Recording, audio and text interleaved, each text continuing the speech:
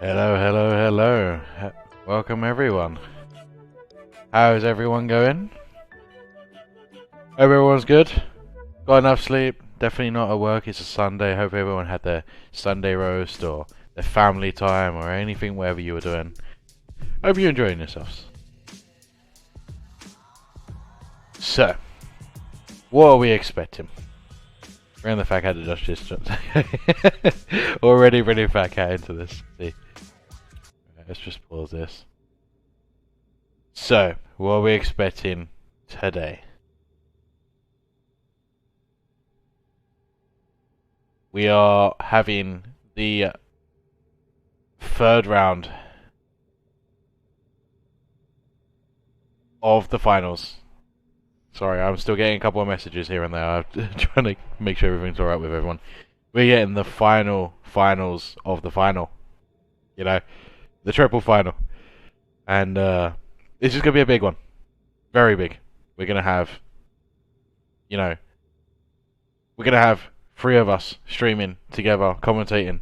I'm going to have Lovely Sundir and Cruise Controlled. We're going to be having, the 2 top teams for the tournament go battling neck and neck after a 0.2 millisecond freaking win. The difference, which is insane. Then we had a Huss double kill suicide. We've had where the teams have actually both have risked so much that they ended up taking deaths. But we're now going into the classic of the Biotics labs. And what can we expect from this? Blood, gore, body parts flying about. We can expect the Fleshpound to be showing its dominance. Maybe. Or will it be the players be showing its dominance? We'll just have to wait and see. So, let's go and introduce the guys. Sundir and Cruz. Hello, you guys. Hello. Oh, Sundir.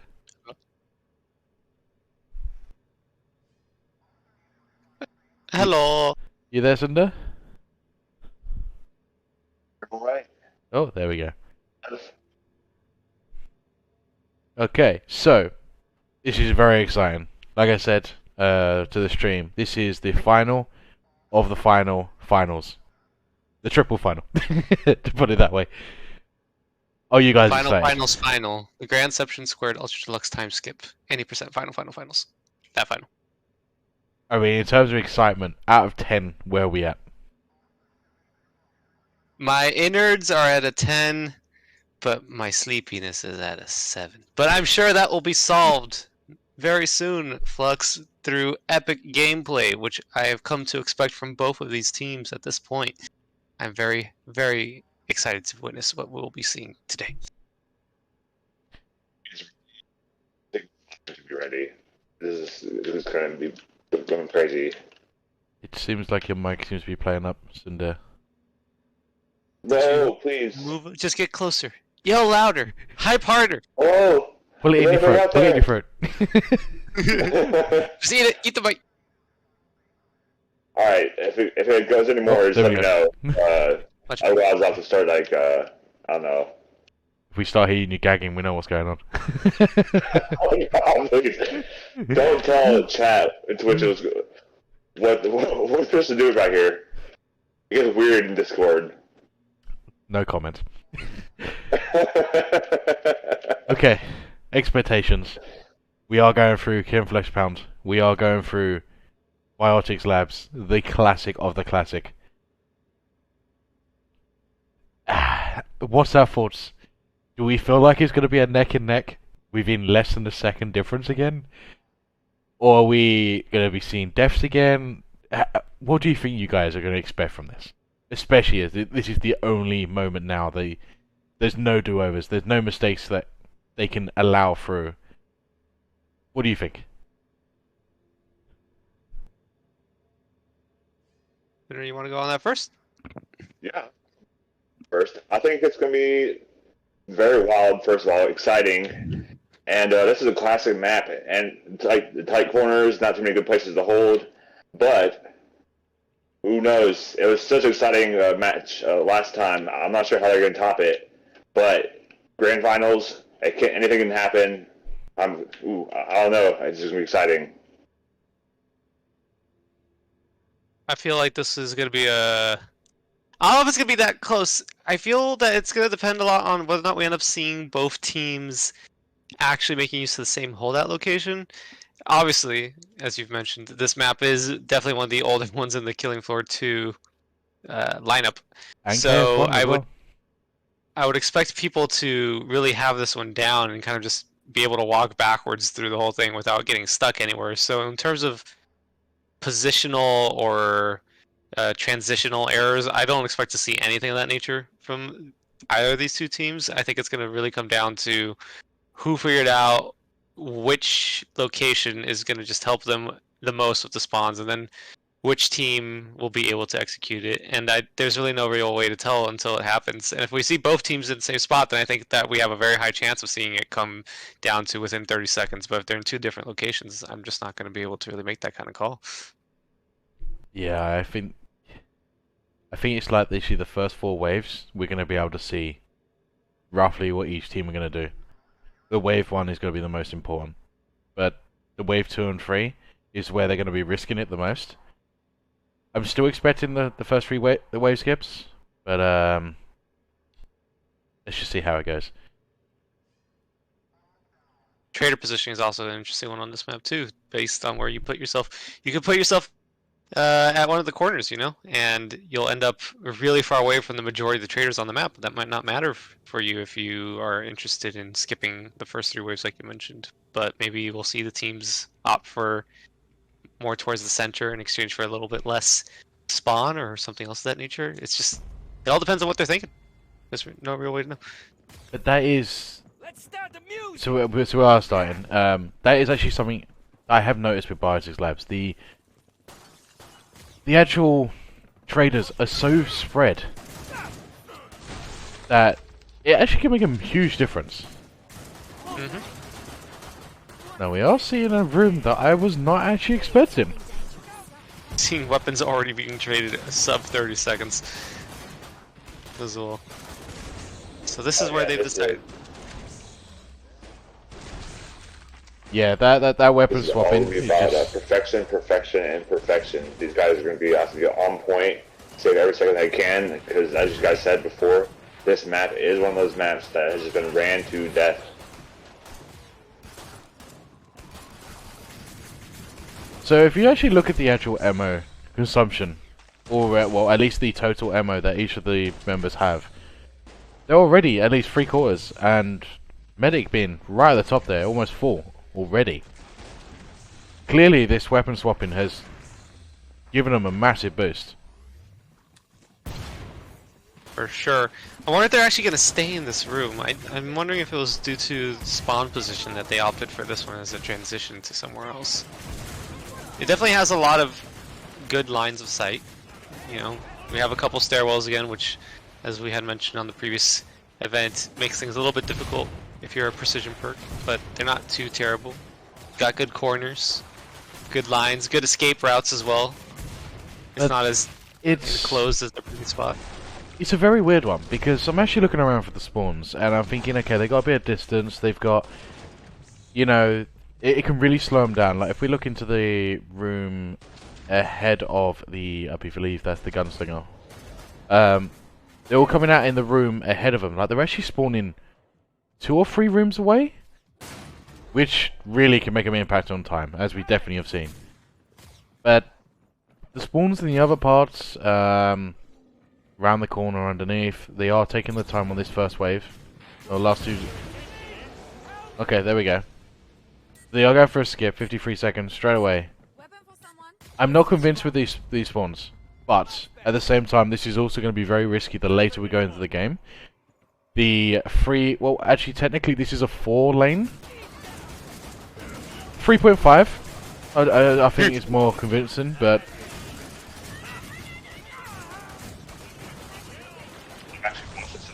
Set spawns behind the wall and the cryo chambers, and they are dead spawning back here out of sight and working their way up the stairs.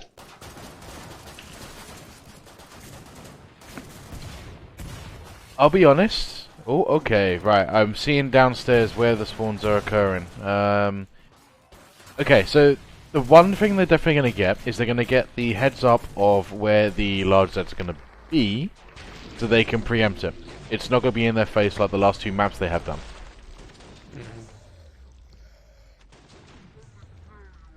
For sure, this is kind of a tight spot just for the firebug to hold, because not only does he have his doorway to his left, but also his door, kind of a stairwell to his right. He has to be very aware of what's going on around him. So, Stairwell doesn't have too much spawn though. which stairwell? The one directly next to The firebug processing, where hazard is, yeah. For the most part, the Zeds that are coming from that general area are being either taken care of or otherwise aggroed by the rest of the team on the stairwell that is closer to the testing room. Which I suppose is why you mentioned that 3.5. Yeah, it's because if you really look, you got they're definitely split in their own position. So the firebug obviously is going to be the riskier one. He's solo laning, and you know he's going to be taking the brunt. But the thing is, if anything goes through him, that team need to turn around instantly and help him out. That's the only struggle I can see. But in terms of the other two, obviously with the point 5 will be on the side there, but you got the other two lanes where you've got the testing chamber, like you mentioned, and the downstairs. They actually have dedicated 2 members of each team, of the team, I should say, to each one of those. And we are going for the free skip. Okay. Even though the trader was right there, so... Oh, wait, no, at least one player, I think Voodoo Doll was making use of that. They were face planted in there, and I think they have something fresh in their hands, perhaps to hand over. Let's see. And they still had that 52-second skip. So, if they did buy anything, it was a 1-second buy. Voodoo Doll's Dosh level is significantly lower than the rest of the team, and based off of them getting at least 58 kills, I'm going to have to say they more than likely upgraded either their 1858s or their Winchester. I do like his Winchester skin. I have not seen that one yet. Voodoo is always a good dresser with you know, the classic cowboy style. It's hard to hate on that. I'm still confused about the fishbowl head. It's a demonic bauble from across the realms. Like, I'm sorry, K-Bro, if Arm. you actually watch this and you hear that comment. I'm sorry, but why? How do you see? The most important question. Anti-glare. 360-degree anti-glare. Easy wipe-off. Okay, World Bile will be gone. but No then problem. the actual question is everything green? Oh yeah, definitely. He has constant night vision.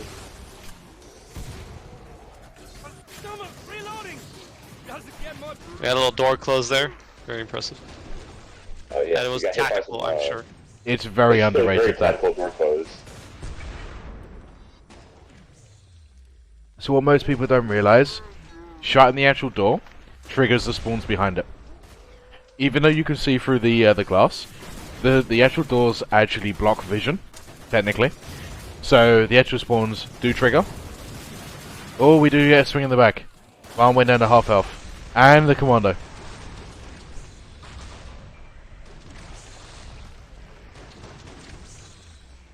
You can see how much Mr. Phyology is making use of these 2 long lanes. The Z time extensions are coming out Yeah. very smoothly and very consistently throughout the entire match. It feels like it's slow because of all the time dilation, but if you look at the actual time at the top, it's very, very fast.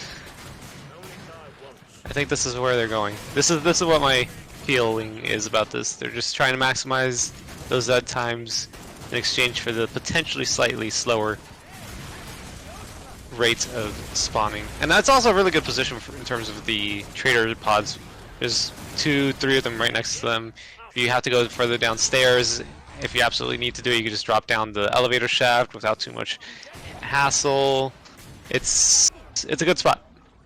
I gotta admit, I'm actually warming up to this spot now that I've seen where the spawns are, the effectiveness of the distance, the vision control, and stuff like that.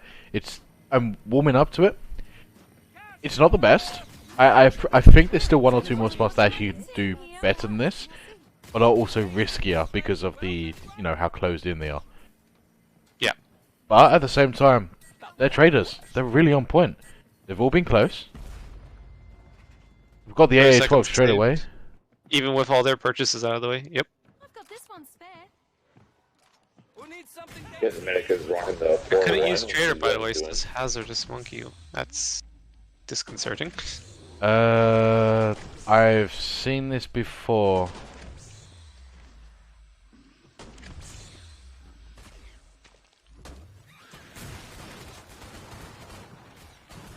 doing. Oh, that's never good. I'm going to offer him a restart. I've had this bug in a testing period I've had before. It happened with a player and they couldn't actually do anything. Would you know if the bug tends to stick to just one player, or will it spread? It sticks to one player for the entire match. Okay. Hmm. It could be worse. It's up to them, depending on how they feel. You might want to tell him that could be for the entire match as well if it happens again.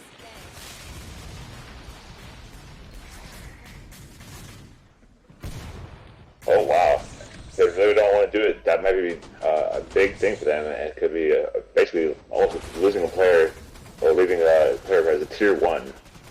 I feel like that's not going to be too much of a concern for a team like this, though, that has such advanced cooperation. Switching the guns left, right, and center, I doubt it's too much extra effort. It's just a surprise that was not expected. The thing is, the one that's actually got the trader bug is actually Monkey, the firebug, who has actually openly admitted that he doesn't buy guns. The only guns he buys is for other people, like pistols.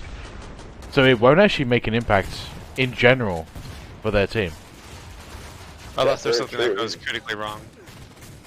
He's been rocking the Coffin Flame almost the entire game for the past couple matches, and if he really needs to, I'm sure his teammates will buy for him. To be honest, I don't think he needs to buy anything. The way we've been seeing his strategies and that, it's literally upgrade it, have a deagle, yeah, which we just saw, and he would just literally aim at the ground. I'm just worried that he might not have the Molotovs he needs at a certain point, because I mean, he can't really, if you can't buy a Molotov, and that's true. A key component of a Firebug's kit. We're seeing a 60-meter trader. I have a feeling they're going to skip this. And they're going down the stairwell. No, So they're actually going for it.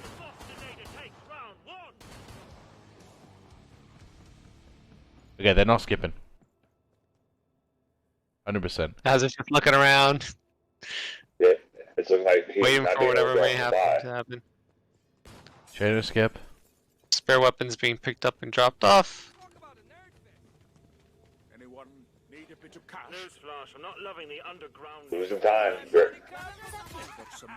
So I can Just a definitely little spoiler. respect them for their decision for actually not wanting to restart. As we've seen in the past, teams have got really unlucky with the spawns, and I think they've been feeling quite lucky with the current state, that they may actually do a worse time.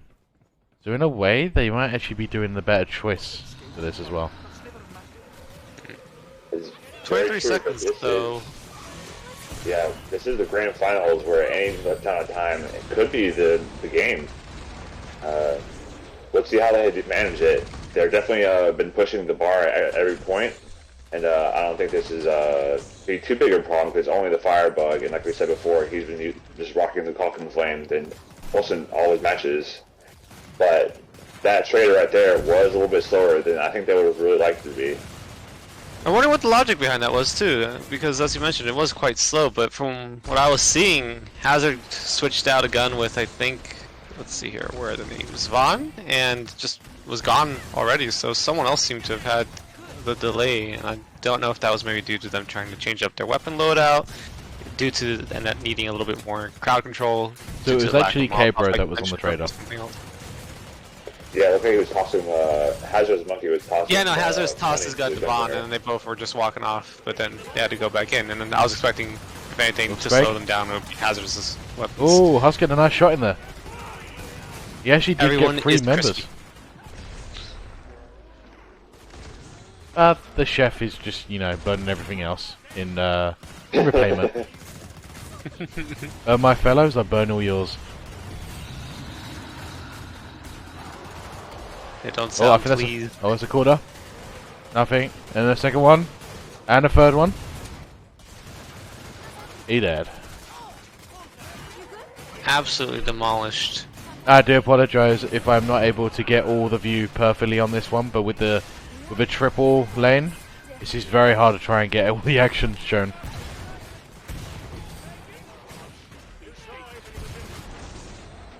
They do seem to have a little bit of a split attention between the testing door and the stairwell down into the cryo. I see a lot of team members like just kind of like looking back and forth, and sometimes just letting some Zeds come in when they really shouldn't be. And that could be a little trouble to them later on when bigger Zeds start rolling in. But you know, whatever ways, they are managing it quite well. I have to admit, the positioning of these perks is actually my favourite part of this so far. I know that sounds really weird, and this may sound a little bit nerdy, but it's like if you look at the position of the Firebug, like it's the most perfect spot. He has been able to hold down he's the controller. But then if you look at the Commando, now this is why I love a Commando, the jack of all trades, the center, you know, of the team, he can abuse both lanes at the same time. And if he really needs to, he can actually just 180 in help the Firebug. And with the positioning as well, make sure that the majority of the team that actually needs to see the arrival of something like a Stalker can see them without him having to move in the slightest. Quarter Pounders are, woo, that was close. They really wanted to get through there. Launched their body. There's another one. Yeah, he tripped over the doorway. The door frame, it looked like. They really should put some signs up. Slippery one covered in Firebug blood. is actually struggling a little bit here. Firebug Here comes has the the quarter pound. Dead. Sneaky Put it on the other side. his way in there. Another one. Again, this is where it actually starts to show their strategy really needs to be on point. If we have a sandwich effect like we have seen in the past, who do they focus first? Where do they go? I feel like they'd either push down the stairwell where the majority of the team is, or down 3.5, where they would be able to have a strong, solid control of a corridor with a team that is very capable of doing call-outs and prioritizing targets. I feel like the corridor would be the best. Instead of being surrounded from 3 or 4 directions, there'd just be 2. And that would be far more manageable for them. I feel so sorry for the Scrakes. Did you see that Scrake just then? He came in, he waved, he said hi, and they took his head off. Just wants a hug. That was the only friendliest Scrake in existence, and they just murdered him. They didn't even have a chance. So actually, there is one defect I am actually seeing from this, and it's not really their fault. Oh, the Firebug's struggling now. They're all getting in. 3-4 bloods. Edal's shooting from the back, and the Husk coming from the back as well. Health bars aren't moving at all, except for a little hit there, maybe from Siren. I'm not really sure what it was, but So yeah, back to the defect. The ranged Zeds are able to shoot and actually hit the. Oh, here goes. No, never mind. Scrake's dead. They're able to shoot at the back line, and a couple of shots are going off, but it's not that bad until the large Zeds get involved, and that's when they have to do. Right, dodge the ranged Zeds, they have to dodge the, you know, the large Zed attacks and keeping the distance. I do have to give it to, there's some sniping Zeds coming in here. Quarter Pound basically coming in just to die very quickly. And I give compliments to the Firebug for the last Quarter Pound rush, just came in and helped his team out with a nice stumble, and they just finished off the Quarter Pounds. Can't underestimate the stumble power of a good Firebug. and they skipped the trader again. That is Wave 7 though. That's a bit risky, that one. Pressure is going to come. Looks like there's spare weapons everywhere though now. They're even just being left on the floor. Oh, 2 cores in the back area. Both dead. I can hear some is more. doing alright. So Phyreology could probably do some 2 more. more. They're probably going to be needing to make use of it. And 2 Fleshpounds at the back. With the quarters, a core in front with a Firebug. Okay, I can't see both at the same time. Okay, quarter at the back dead. 40 pounder. Firebug is now stunned. Oh, Firebug? No, that's the Fleshpound. Bleh.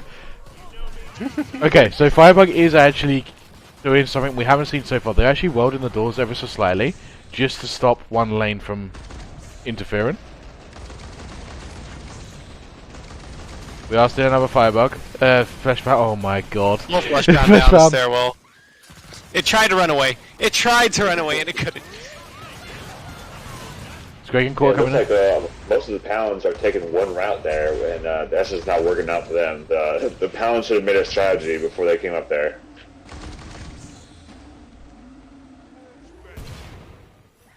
Did see 2 guns being thrown on the floor there. Yep, Gunslinger tosses Deagles down on the ground. Are those Deagles? I think I'm seeing Yeah, those are Deagles. Yeah, they're Eagles. The Firebug has also got an extra weapon.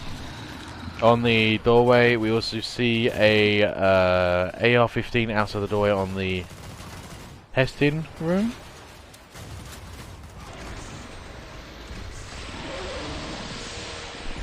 I mean, at the moment, they're on wave 7, looking at 15 minutes coming up to. That's pretty good. Like, really, really good. Yeah, we got most of the large Zeds out of the way. There could be another wave spawning, but that was, I think, 2 Fleshpounds and at least 5 or 6 quarter pounds.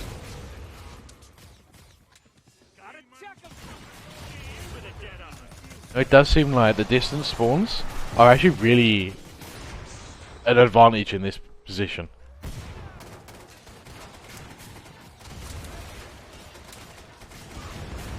It says that's allowing them to have a little bit of breathing space between the larges if they hopefully spawn in different locations. Correct.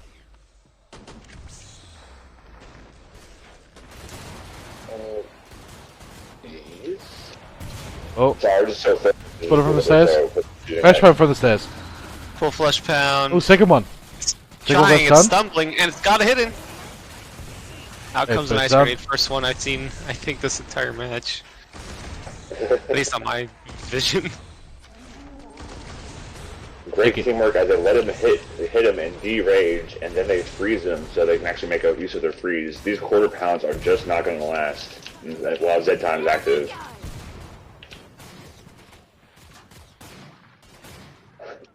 Here you can see the actual the crackhead of the medic, just insanely just pinging, 90-degree ping again. I should say darted. That will make more sense.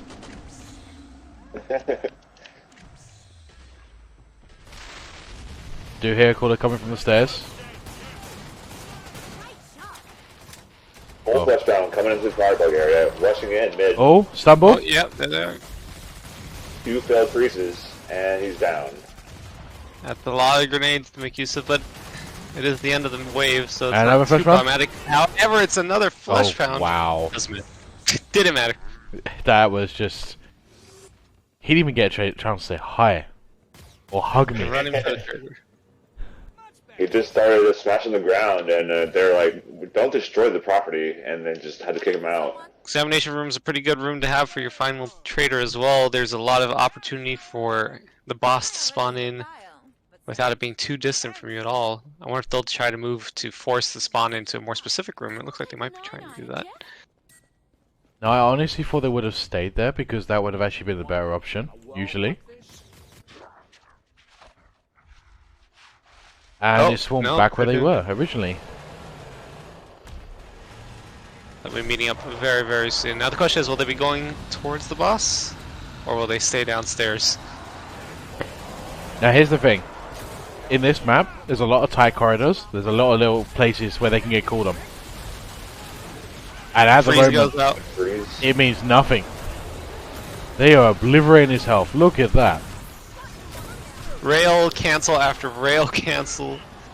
No problem. They're giving them a little bit of space. Respecting the Fleshpound's shield. They know it's coming. Going around there. Oh, trying Kira to got help stuck him. behind a pole. Got a little dink there, maybe. I really like how they actually clearing their behind as well as some people are focused on the King Fleshpound. The rest are taking care of the quarter pounds. King And the Fleshpound King tried to Fleshpound is pull dead. off of- He's dead. Holy Tried to shit. flank instead, just put himself in front of Crossfire. That was ill-advised on the Fleshpound's part. 17 minutes, 51 seconds. No deaths. That was very clean. And they had a trader bug. Like, could it got better? I'm not too sure there really was much they could have done to actually make that better. Maybe As a 10 whole. seconds. That's about it, just from trader. Yeah, I Fudgery, mean, right? I think that literally was just all on trader time. Everything was smooth. The large heads, you know, you've got a couple of hits here and there, but not much going on. Healing wise, you know, the medic was doing 75, 190, 100, 158, 230, 156, even 193 on the end there. That's really, really low. Especially when we compare the They last didn't two seem to maps as take well. Too much damage. They're back in their A game. Okay. Now that there's time set, everything's going to be coming into the next match after this conversation that we may or may not be having. Flux. Sorry? Are we having a post-game chat, or are we going to jump straight into the next match and then leave it for a unified chat at the end? What's So the we're gonna idea? have a quick small one. Just see how it went. See how the game and everything goes. Then we'll have the small break, and then we'll go straight into the next one.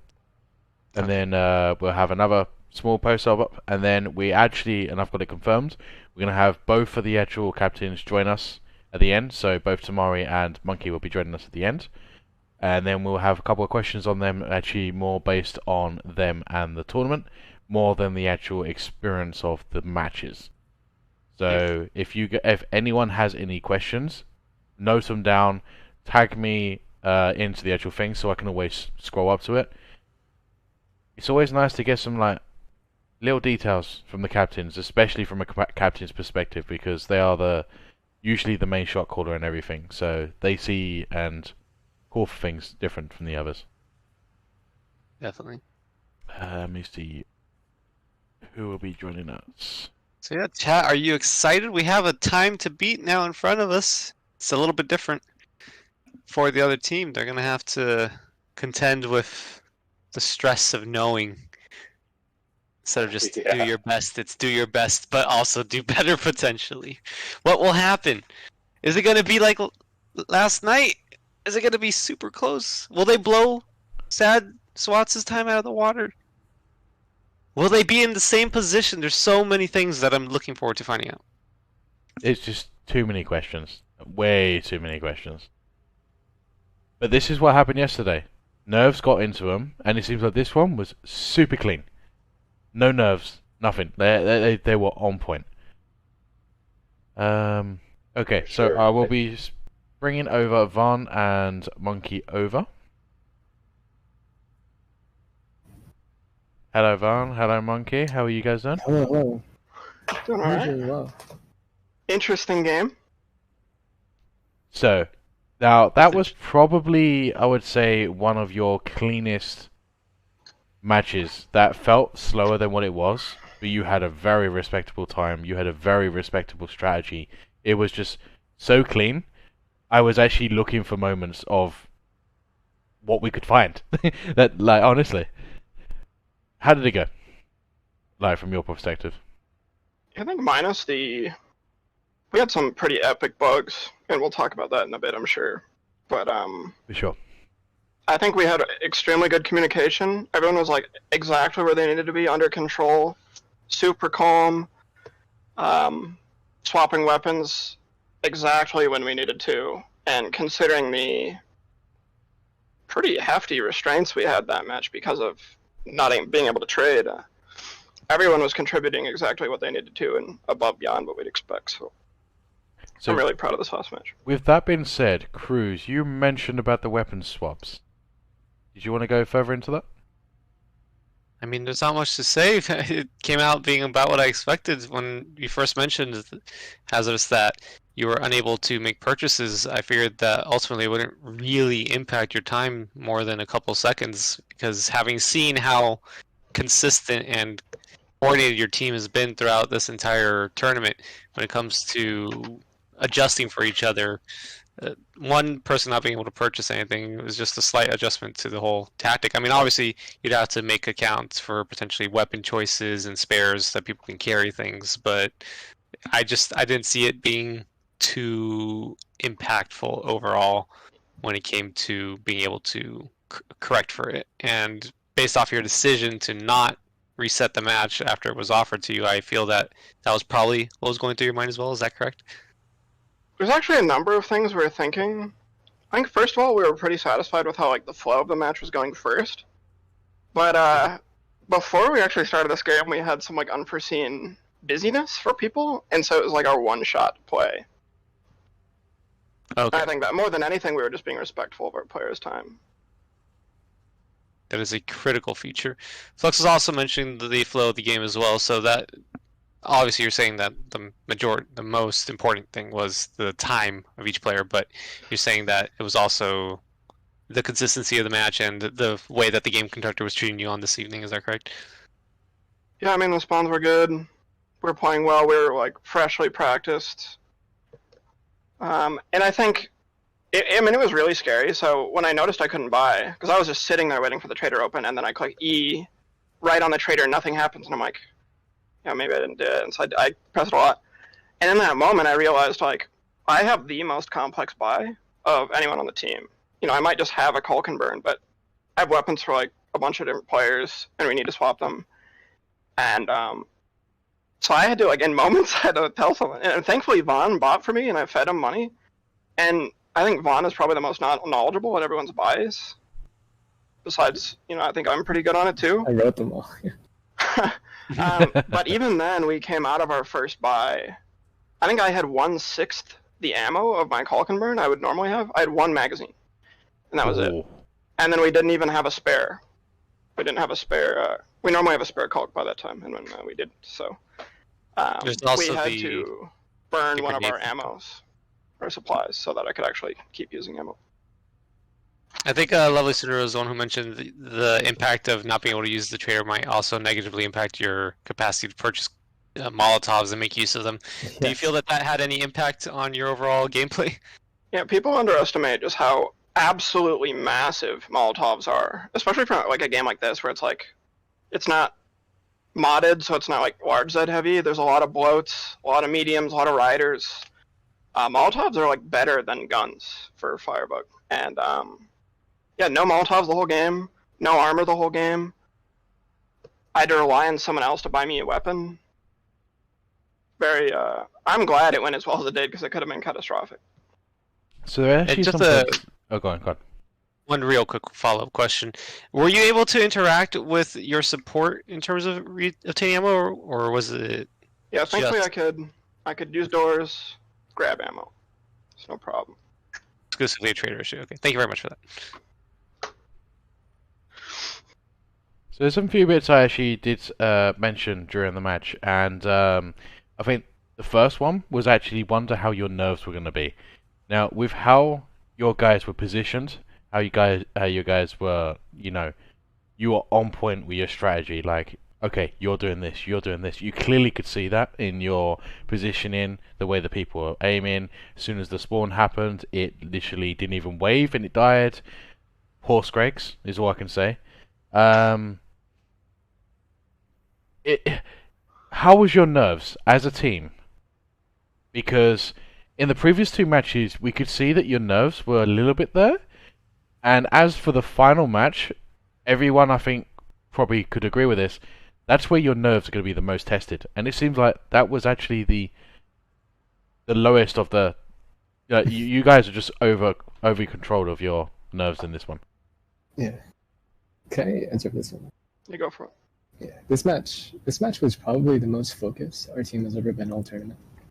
Even with the issues that we encountered, like Voodoo was having a keybind issue. He couldn't use his alternate fire on his middle mouse button, so his rail cancel was impossible. So we had to improvise our boss wave too. And then Monkey not having Trader is a huge difference maker. That means he has to dump his economy.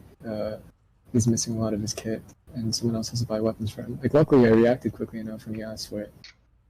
But the nerves were just like on point because we were so disappointed from our performance yesterday that we were just like, let's end this. Like, let's just like get it over with today.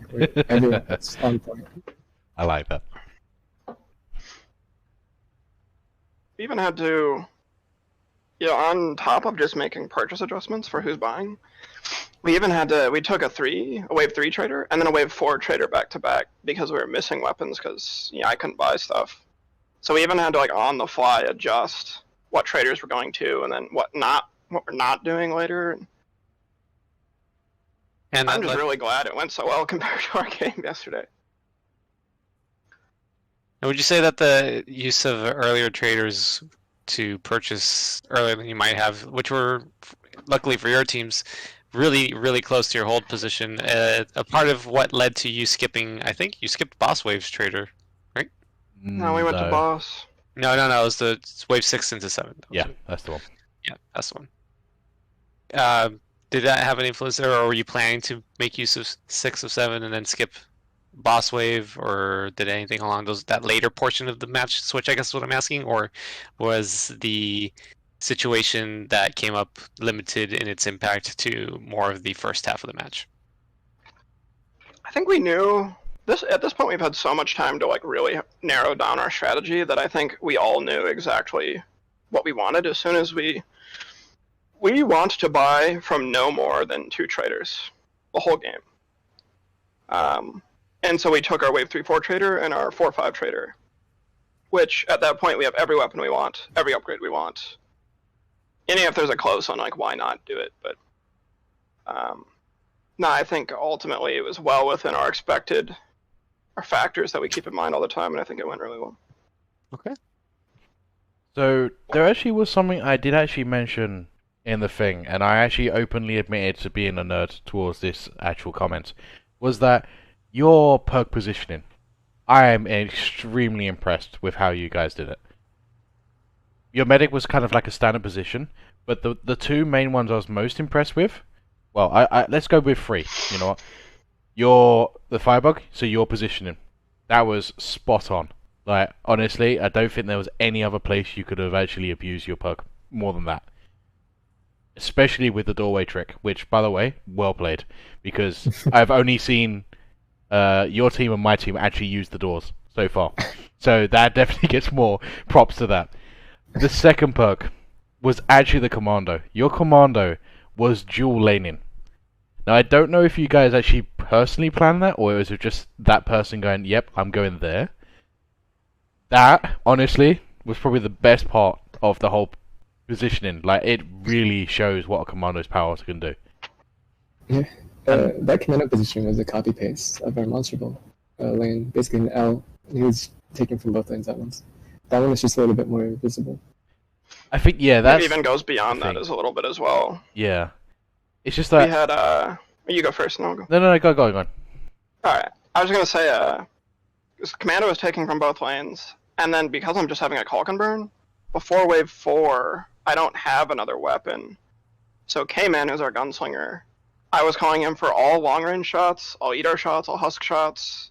So K-Man, our gunslinger, is playing 2 lanes. Commando's playing 2 lanes. I'm communicating to the entire team to make sure, because we got like quarters, strikes, Fleshpounds, my side was getting them. And so everyone has to rotate, and I take the other side while they kill them and stuff. That map had like a lot more nuance than I think many of our other spots did. Yes. And I'll say that is true, only because you made it very hard for me to actually keep up with every lane. Right? Your other map was quite easier to actually do, because I can kind of, see a corner, I can just peek down hallways. This one, it's impossible. It really was. Did that actually make much of an impact as an actual end result, do you feel? What do you think, Vaughn? Like the style of map play versus our other ones in the past. Kind of like, because the last time we saw this, I believe this was actually your team. It was in the Carnival map. I can't remember the name of it. Yeah, Tragic Kingdom. Yeah, the Tragic Kingdoms. I believe that was your team, and you guys did that. It was like kind of sandwiching yourself back to back on each other. Yeah. This one had a bit more of a distance to it. It definitely went a lot cleaner compared to that map. But you guys were, because there was height involved as well, and obviously your callouts had to be a bit more specific because obviously you can't always see everything coming towards you. But the actual spawn rates were able to go from both ends. And every time you had the large spawns, they were from 2-3 different directions. Yeah. Comparing it to Tragic Kingdom is actually pretty spot on. The only difference, like the major difference, is on Tragic Kingdom we had K-Man, the gunslinger, soloing, which is fine. You can take everything on its lane.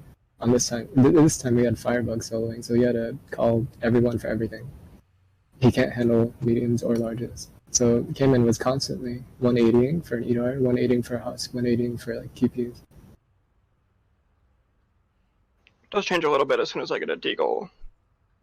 I have nothing but a Calk and Burn for on-perk weapons. So I've got a Deagle 1911 and a Vlad, and the Deagle just one-shots Husks. And the EDARs become really susceptible to 1911. So our strategies actually like dynamically change like what people need as we go through the game, as you'd expect. You even gave me a moment where I felt like that you were hearing me, because I mentioned saying that you would generally upgrade your cork and burn from what I could see. You would buy a deagle as an offhand to help you out the husk, and as soon as I said that, you pulled it out and killed it off. You literally, that split second, done it. You made me feel like I was literally calling out for your team. Cheating? I think this game in particular, I almost wish I was recording. It kind of looked like I had like a grudge against Husks. I was triple tapping them. It takes 1 nailgun burst to kill them. I was using 3. Like every single one, I just hated them so much. Just making sure, yeah. Putting Yeah. the dog down. Leave no survivors. This might be the #1 takeaway from the entire tournament. Husks are scary. Far more than anything else. You see everyone just deleting quarter pounders, flesh pounds, skrakes. I mean, they might get a lick or two in, but I don't think I can semi-confidently say that I don't believe I've seen anyone go from full health, totally A-OK environment to dead thanks to a single scrake or a flesh pound. But those husks, oof. FluX would know about that for sure. There are a couple of occurrences that like, are known in CD to be super meme worthy if this happens to you. If you get suicide husks or you get critically hit by a headless FP, like it's referred to as miking in our community because of one player that's notorious for getting mic'd over and over. Notorious, just dominated by headless heads. Yeah, so getting suicided by a husk is like on par with that. It's like humiliation. Okay, so we're gonna We're have not happy. one more follow-up question, unless you guys have got any other questions. Same as what we did with the last 2 streams and maps we done. If you guys had to pick 2 people from your team that shined out, who would you pick? Vaughn, we'll start with you though first. This one is interesting. I had very strong choices for our last map. This one, it's a little bit iffy because everyone sort of had to rearrange their role because of the bug that occurred. Don't beat around the bush, Vaughn. You're MVP this match. Don't even try. I was going to introduce it in a way that wasn't like, egotistical. Oh, I'm not gloating myself, but it's me. I mean, I wrote down the weapons and the swaps. If I didn't react to Monkey's call for Impossible Trader, we would have lost an entire player within our team. Like, he would have been useless for that entire next few waves. I got the spare pistols right on time, and then Leg actually, our medic, he got an extra Culkin burn as well for Monkey. So we had 2 extra Culkin burns. The only issue is because Leg was carrying a Culkin burn, he was unable to fit his usual kit of 2 extra pistols. So we had 1 less pistol, and our ammo was super tight by the end of the game. For MVPs, I would say Support and probably Gunslinger for reacting so swiftly every time. He was helping a lane that was already handicapped pretty bad. I'd have to agree, 100%. Support Swinger just easily this match, lifting up some of our shortcomings, our unusual shortcomings in this match. So I actually do want to go into the actual bugs part. Now, normally I wouldn't go into this bit, but I think it's very important for everyone to actually know what exactly happens, and just like the little details in what actually goes on. So, you've mentioned there was more than 1 bug. Firstly, Monkey, do you want to explain what happened with yours? Yeah, I think I kind of did this to myself. So, I was like spam clicking Trader, because it was like I was waiting for the last hit to die, and I was clicking it. And I knew in that moment that it was probably my fault, but if you are like really mashing Trader as soon as it becomes available, there's a good chance that 1, it just won't open, or 2, it'll open and then instantly close, and you won't be able to access it anymore. And this time, I didn't even see the menu come up, but I knew one of them had happened, and then we were talking, going into right into the next one. I don't think Voodoo changed Yeah. anything. He just pinged me. I misunderstood what happened to his mouse. I thought he was unable to reload cancel. Like, He was couldn't unable. swap. Yeah, he was unable to switch fire mode. So he had railgun auto aim, and we know that like the damage is reduced significantly. Yeah. It's It's half hard. damage if you're an auto aim. Yeah. Yeah, he was unable to switch it. Might as So well be using off perk railgun. with the trader, just so that everyone was clear on it, once he had it triggered, for the rest of the actual map, he was not able to open up any of the traders. I've had this in one of my testing sessions before, but the thing is, it's only ever happened once out of maybe 50 times. So there was no definite to what actually we think is triggering it. I believe, Monkey, you are right, because it wasn't actually on me, it was on someone else. So I can't actually confirm what actually happened with the other person. Yeah. I've seen this for years. It's so old. You could be considered ancient at this time, but it's so rare that no one can reproduce it. Yeah. So I think make sure everyone do not spam your traders, or at least try Patience. to. Yeah, try and have some patience. something interesting to consider is if we try to imagine the trader bug happening to any other person on our team, Firebug has the most responsibilities, but it's almost beneficial to have it on Firebug, that bug happening, because, like, not to downplay our teammates, but, like, Monkey and I, like, having to deal with that issue was, like, the best possible, like, scenario. Like, other people like, encountering that bug would have, like, choked and, like, not realized what to do. Yeah, me and Vaughn have each other's builds down, like, memorized, so it's very good. Okay. Cruz and Sundar, have you got any other questions or anything before we end up this first half? I would normally not ask something like this, but this is the final. Yeah. And I have to know. I mean, you set the benchmark yesterday. You set the benchmark today. You know, you're the first team going through. This is it, unless something really weird goes down. How do you feel in terms of confidence? Not like could you have done better or anything like that. Throw all that on us just about it. Just confidence. Do we think we're gonna win? Do you think you're gonna win? Are you feeling good about it? You feeling antsy? You're like, ooh, it's gonna be another millisecond thing, or you're like, no, we got this. I think there's like one of three things that happens. There are theoretically better spots. We found one spot in a pub game like a week ago that is just amazing, but it's risky. Like it's like infinitely more risky than the spot we held.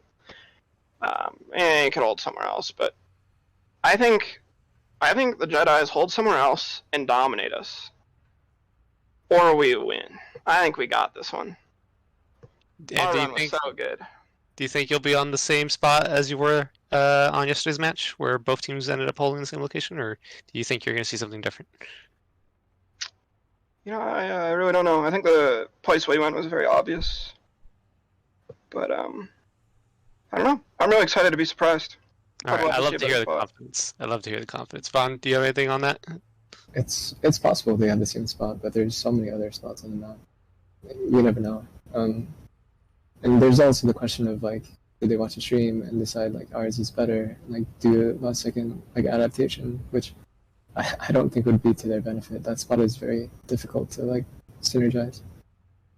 Okay. But yeah, it's in the air. I'm not sure whether they'll hold, but I'm going into it confident with our time. All right. Thank you very much. Appreciate your answer. Mhm. With that said, though, is there anything you would like to say to your opponents before their game starts? This is Love your you, fat opportunity. cat. I'm a bit disappointed how it turned out yesterday, but I'm at the same time I'm happy that we could like, you know, get like milk the entertainment for what happens in these finals. Good luck. Yeah, I wish them the best of luck. And I think just to put like a final spin on this final match, I'm glad it was something I got to try. So, I don't many players haven't even done anything like this in the Killing Floor scene, so. Alright, so thank you very much, guys. We are going to end up here and have a short break, and then we're going to the next one. So Yes. thank you very much, guys. And Monkey, you're still up for at the end, yeah? Yeah, I'll be around. Yeah. So I'll probably message you. So be ready for the messages and all that, and then we'll go from there. Okay. Plus, are you interested in co-captains or just two main captains? Well, we're gonna do the two main captains. Right. just so we can keep it, you know, a bit easier to manage. Okay. Yep. Sounds good. Yeah. Very much, guys, and see you later. Later. So, Best Thank of you, luck. guys. Okay, so guys, obviously we heard it from there. What's your thoughts after hearing that? How do we feel like the next game's going to turn out? It's like they said. Are they watching? Are they watching? I think it's gonna be pretty good. It's definitely gonna be tight. There was a couple that had to deal with a bug, and like the couple traders could have been a little bit faster. And you know, we're in the finals, the grand finals, so perfection is going to be the key. And they said there were some spots they could have done a little more. I think they could definitely do it, but it's all going to be about the other team now. The pressure is on for sure. And Cruz, would you like to add to that?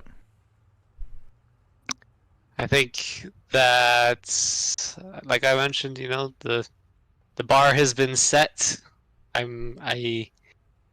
feel like if we get an opportunity to, it'd be great to jump in on JR Jedi Association's chat around wave 5, wave 6, depending on where the timer is, because, you know, it's just, I mean, this is how it ended up being scheduled, but when you have that guaranteed target in front of you, that always changes up the mental math a little bit. You know, that might increase your anxiety or nervousness, or it might actually decrease it because you know exactly what you need to do. And maybe if you're at a good time, you can be like, okay, I'm going into this calm, as opposed to sad Swats where you're having to be like, okay, we need to get the absolute best time we can.